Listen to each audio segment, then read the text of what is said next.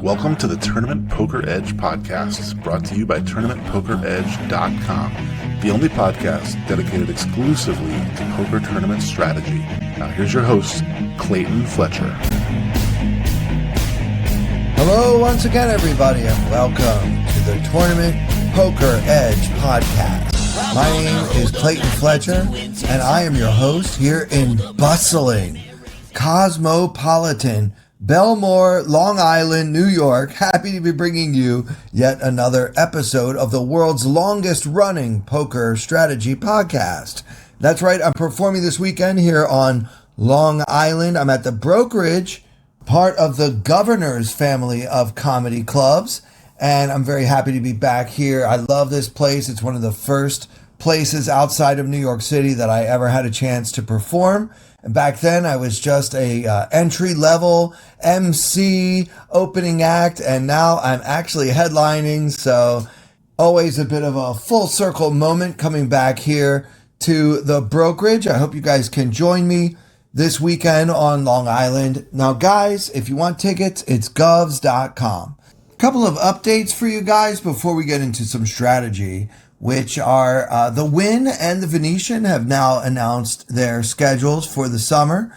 We're still waiting on a few other properties such as MGM Grand and, of course, the Aria. But the big three players are up, and we can all start obsessing over what tournaments we might want to play this summer and at which properties. So that's exciting. It's come out a bit later than I remember from previous years. So a bit of a scramble now to try to figure out the schedule. I noticed right off the bat that the Venetian schedule actually has a lot more senior focused events than they have in the past. And so that's part of a growing trend. As much of the old school, if you will, like those of us who have been around for a while, have reached the point where we're allowed to play in 50 plus events. So there are more such events to cater to guys like me who are ready to dip their toes into that senior water, if you will. That sounds really gross. Anyway, let's move on and talk about GTO Wizard, which of course is my favorite tool that I like to use to improve my poker game. And they announced this week that they are simplifying their pricing structure. They had many tiers before. They've cut that down. Everything's a lot simpler than it was in the past. And that's good news, right? We all hate complicated pricing structures. Now it's real easy to see what you get and for how much money. You can save a little bit of money if you click the link in the description of this podcast. You can save 10% off your first purchase at GTO Wizard. If you start your journey by clicking that link or just by typing in gtowizard.com/p/TPE. All right, I want to go back and look at the hand we talked about last week from the $215 WSOP Online Sunday Major. So guys, I want to go over this hand again using the Wizard and figure out whether the Wizard approves or disapproves of my play in this hand. The action, if you remember, folded to me on the cutoff. The blinds were 700 and 1400 with a 1400 big blind ante, and I had the ace-4 of clubs in the cutoff. Obviously, we're going to start with an open. I made it 2800, and the action folded to the big blind who called. The Wizard always plays the ace-4 suited. No surprise there, but perhaps it will surprise you just a little bit to find out that we can sometimes limp.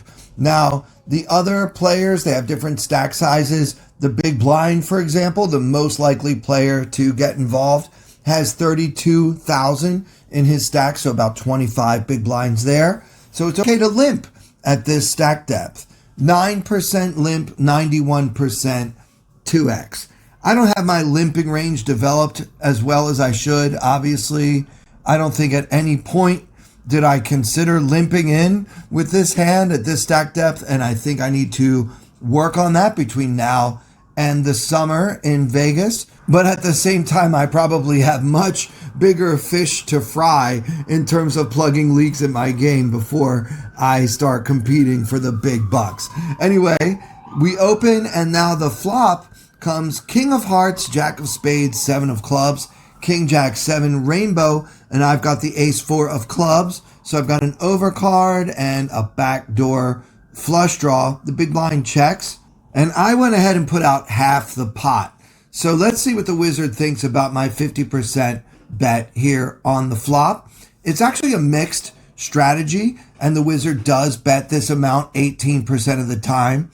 Bets a lot of different sizes. It's a very mixed strategy, but surprisingly, we want to check in this spot 45% of the time. I'm thinking on a rainbow flop with 2 Broadway cards, it's way better for my range. I thought it would be very close to 100% C-bet here. So once again, what in the heck do I know? We're actually supposed to check almost half the time. But yeah, it's fine that I bet. I'll give myself a little pat on the back for betting half the pot here. And villain calls. The turn comes the 10 of diamonds. So our board is now King, Jack, 7, 10, Badoogie, and villain checks. I decided to check behind. So let's see what GTO Wizard thinks about my decision. After having C-bet on the flop, I gave up on this card on the turn. Well, the wizard hardly ever checks back, only 0.2%, so practically never. I'm not going to pat myself on the back for choosing the 0.2% frequency play. We actually want to be betting half the pot here most of the time. And I think this has to do with just the nuts advantage, right? We can have ace queen, we can have pocket kings, all these really strong hands.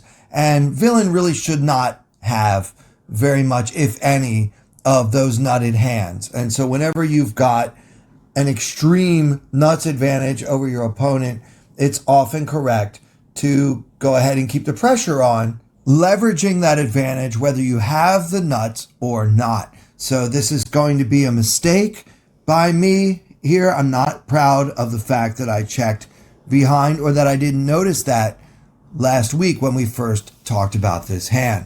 I need to keep the pressure on in these spots, especially when I can start to threaten my opponent's stack. I mean, that's really what tournament poker is about. I know you don't have the nuts, and I can really leverage that and the fact that you don't want to bust out of this tournament. That's why I need to keep the pressure on in these situations. This is something I'm going to study very, very hard for the next 2 months and make sure I'm not making these kinds of passive mistakes in Vegas this summer. Anyway, I did check behind, and now the river's the 4 of spades. It's a total blank, and villain suddenly leads for a third of the pot, leaving himself about another pot-sized bet behind after that. And I shoved and he folded. So let's look at the GTO Wizard solution facing a small bet here on the river.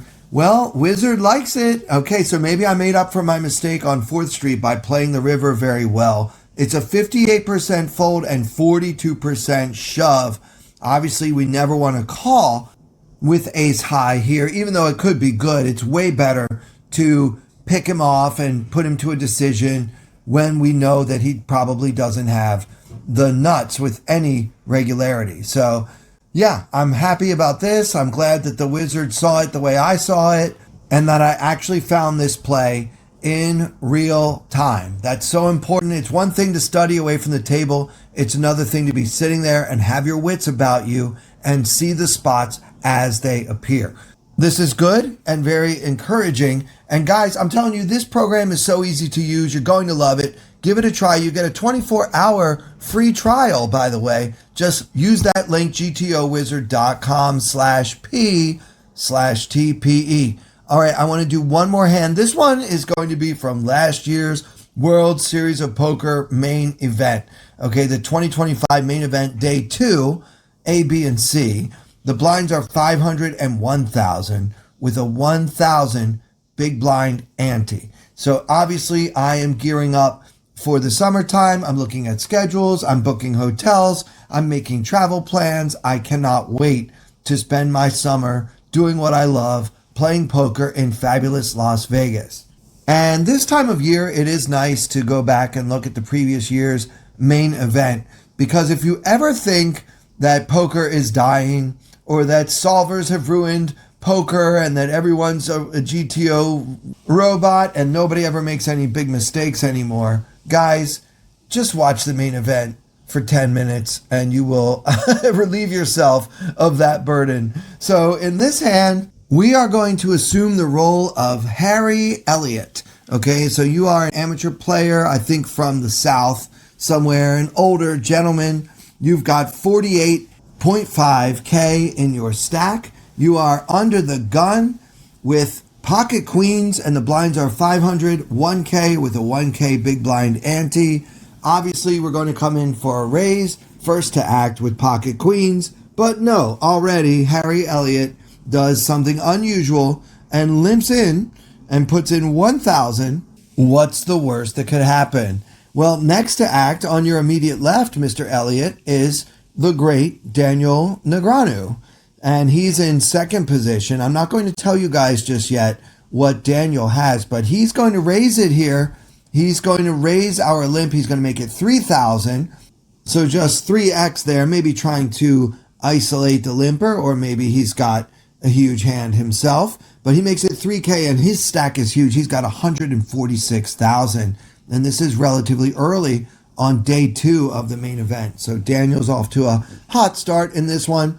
Action folds now all the way around to the small blind. David Rubinski with 140,000 in his stack, and he makes the call. I won't tell you what he has yet either. And now in the big blind, Annie Q, she's got the ace-10 offsuit, and she's seeing all this action, a limp, and then a raise, and then a call from the small blind, and she just says, I'm going to just get out of this. She folds ace-10.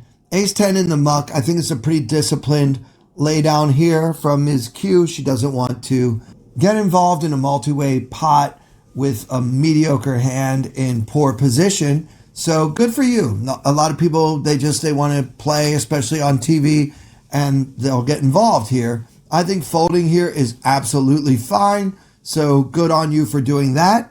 Now the action is back on Harry Elliott. Remember, we've got pocket queens. We limped in, Negreanu raised, this other guy called in the small blind, and now it's back on us. And Elliott says re-raise. And I'm thinking, oh, okay, maybe the guy's got some game to him. You know, I mean, this is pretty strong because you limped from under the gun. And then Negreanu, very next to act, Negreanu raised. And then this other player called from the small blind. So to re-raise here, I'm not even sure that Negreanu should continue with pocket kings if we put in a big re-raise here. Unfortunately, though, Harry Elliott decides to 3-bet to 6,000. So obviously that's not a GTO play to limp in and then kind of min re-raise. I don't know. With queens, I don't know. Obviously, no one's folding for that price. Negreanu calls and Rubinski calls as well. So 3 players are going to see the flop, and now with 20,000 in the middle, and we, Harry Elliott, we just have 42.5K behind, so just about SPR right around 2 there, and the flop comes 10 of diamonds, 8 of clubs, 6 of spades. So 10, 8, 6, rainbow, hero with the queen of hearts, queen of clubs. Now, Rubinski checks from the small blind, and the action is on Harry Elliott. He decides to take a stab at this pot with his overpair into the pot of 20,000, okay? Elliott bets 2,500. So, you know, just your standard 1/8 pot size bet. I'm not trying to make fun of the guy, but the sizing is all over the place from this amateur, and it's got to be perplexing to Daniel Negreanu, who sees this tiny bet into this substantial pot and decides to keep putting the pressure on. Negreanu raises with a hand I haven't revealed yet to 6,500. And then Rubinski cold calls from the small blind. And I haven't told you guys what he has either, but what I can tell you is that both of these guys have Elliott covered. Now, you guys can call me crazy if you want, but if I am Harry Elliott in this situation I'm going to raise again. Like, for some reason, we bet 2,500 into 20K. We've got an SPR of 2, pocket queens, which no one could possibly figure out what we have because of the strange sizing we've been using from the very beginning. There are a number of draws available, and probably I would just commit to this pot. If I had played it this way, which I don't think I would have, but if you throw me, like time warp me into his shoes at this exact moment, I think, look, this pot is getting big, okay? Negreanu and Rubinski have each put in 6,500. I myself had put in another 2,500. There was already 20K in there. There's basically almost 40,000 in the middle, and I've got just about that in my stack. So let's just go. You know what? If this is how I lose, so be it. I played my hand in a strange way. I got all kinds of action. I've got an overpair. I've got an aggressive professional on my left. Maybe I've played him like a fiddle, just betting this tiny little amount, limping in and doing all this weird stuff. So maybe he's got just a 10 or something, pocket jacks maybe. So let's go. There are hands I can beat, and I can put someone else to a decision. It is time for Harry Elliott to take control of his main event. There's enough in there for him to try to win it with the overpair. I'm all in. However, Elliott just calls, and now with 39,500 in the middle, Elliott has just 36,000 more in his stack, and the turn is the ace of diamonds. So our board is now 10 of diamonds, 8 of clubs, 6 of spades, ace of diamonds. If you're Harry Elliott, you have to hate seeing that stupid ace of diamonds come off. It's terrible news. If my queens were good a minute ago, there's a good chance they're no good anymore. And even if they do happen to be good still, I'm unlikely to make any more chips from it because it's hard to get action when that overcard comes out. Everyone knows that ace is a scare card. I hate it. I hate it. I hate it. Rubinski checks once more, and this time, instead of giving up on this hand, Elliott bets 1,000 into a pot of 39,500. Is this statistically and percentage-wise the smallest bet I've ever seen in my life? Have I ever seen a man bet 1/40th of the pot? I mean, this is about a 2% of the pot. I don't think I've ever seen a bet smaller than this one. But he bets 1,000 into 39.5, and Negreanu pounces, raising it now to 18,000. And I'm ready at this moment to reveal that Daniel Negreanu has the jack of clubs, 7 of clubs. So he's got nothing more than a gut shot. And Harry Elliott, to his credit, has managed to get one of the best players of all time to put in a whole lot of chips, drawing very, very slim against his pocket queens. The problem for both of these players, as they're about to find out, is that David Rubinski has flopped the nuts with the 9-7 of diamonds. So remember, our flop was 10 of diamonds, 8 of clubs, 6 of spades, and then he actually picks up a flush draw on the ace of diamonds on the turn.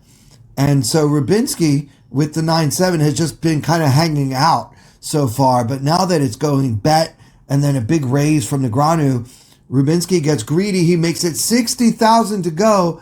And obviously, Harry Elliott is done with the hand. He throws his cards away. Now, I would have gone bust with the queens in Elliott's shoes, I guess. And clearly, Negreanu is not going to continue with Jack 7 high, just a gut shot. Although it's worth mentioning, if Negreanu catches a 9 somehow on the river, he will actually have a higher straight than the one Rubinski flopped. And what a story that would be for David Rubinski going forward, to tell people how he got absolutely murdered on the televised featured table of the main event.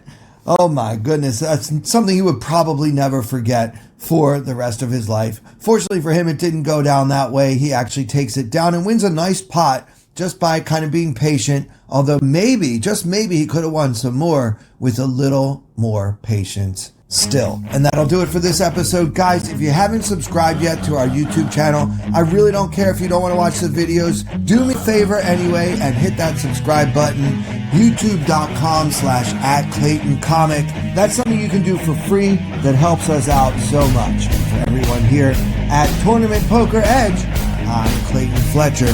Thank you so much for listening.